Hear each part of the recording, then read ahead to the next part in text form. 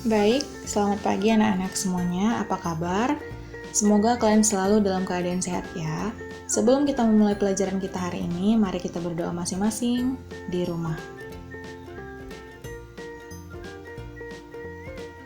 Ya, berdoa selesai.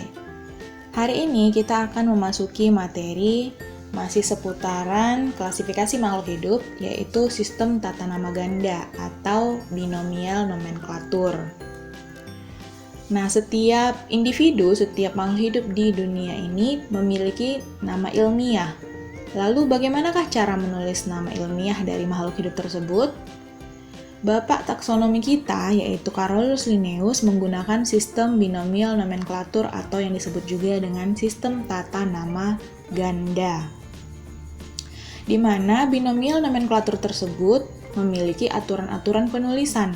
Yang pertama, setiap makhluk hidup memiliki nama jenis yang terdiri dari 2 kata Latin. Di sini artinya nama dari setiap makhluk hidup itu diambil dari bahasa Latin ya, seperti itu. Nah, kemudian kata pertama itu menunjukkan genus atau marga dari suatu makhluk hidup itu. Dan kata yang kedua menunjukkan sifat atau spesifikasinya ataupun yang disebut dengan spesiesnya. Nah, kalau kita kan menulis nama kita dulu, baru di belakangnya marga. Misalnya, Stefani Sembiring. Namanya dulu Stefani, nama spesiesnya dulu, baru nama marganya Sembiring. Seperti itu kan. Sedangkan di binomial nomenklatur itu kebalikannya. Dituliskan marganya dulu, baru nama spesiesnya. Itu ya. Nah, kemudian syarat kedua atau aturan yang kedua yaitu kata pertama diawali dengan huruf besar. Kata yang kedua diawali dengan huruf yang kecil. Aturan penulisan berikutnya yaitu nama ilmiah ditulis dengan huruf italic. Contohnya seperti ini ya. Cyprinus carpio, dia ditulis dengan italic karena dengan komputer kita tinggal membuatkannya tipe tulisannya ini italic, jadi dia agak miring.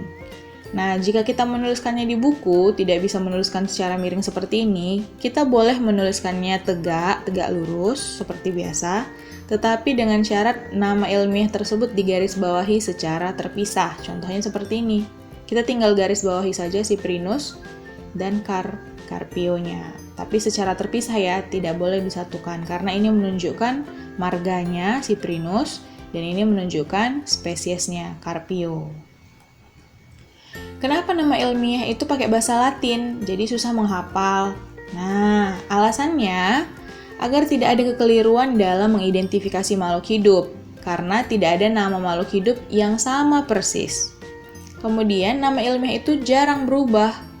Dan yang terakhir itu adalah nama ilmiah itu ditulis dalam bahasa yang sama di seluruh dunia. Jadi, itu sudah menjadi kesepakatan universal secara internasional bahwa nama dari setiap makhluk hidup itu secara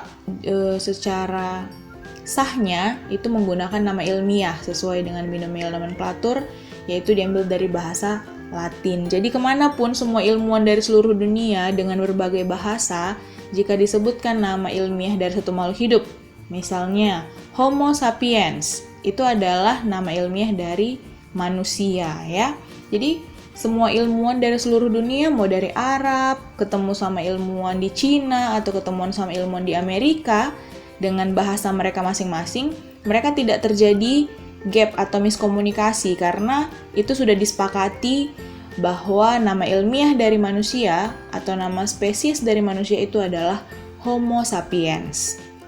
Begitu ya, jadi kalau misalnya di Indonesia, ada yang suku Batak, ada yang suku Jawa, ada yang suku Manado misalnya. Di berbagai suku, di berbagai daerah, mereka kan punya tumbuhan pisang kan masing-masing. Nah, bisanya terjadi kekeliruan. Kalau misalnya di Batak, pisang itu bahasa Bataknya entah apa gitu ya kan. Di bahasa Jawa entah apa, di bahasa Manado entah apa, jadinya kekeliruan.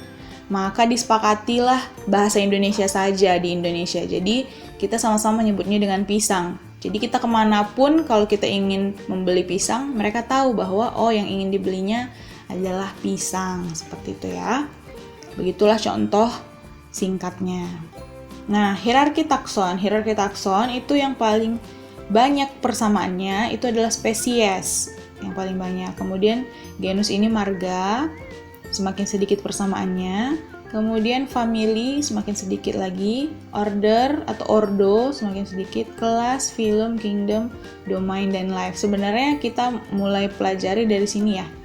Kingdom ini adalah dunia atau bangsa. Jadi kita mulainya dari sini saja. Kalau untuk domain dan life ini tidak kita pelajari. Nah, jadi ini sistemnya ini, cartanya ini semakin banyak persamaannya, maka semakin dekat kekerabatannya. Sedangkan semakin sedikit persamaannya, semakin ke bawah ini, semakin sedikit persamaannya, semakin jauh pula kekerabatannya. Seperti itu ya.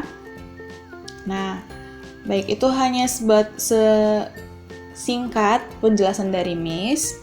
Sekarang kita akan berlatih menuliskan penulisan nama ilmiah dari suatu makhluk hidup yang benar sesuai dengan binomial nomenklatur. Di sini ada Miss berikan contoh nama-nama dari hewan dan nama-nama dari tumbuhan, baik dari bahasa Indonesia dan bahasa Latinnya. Nah, ini dia.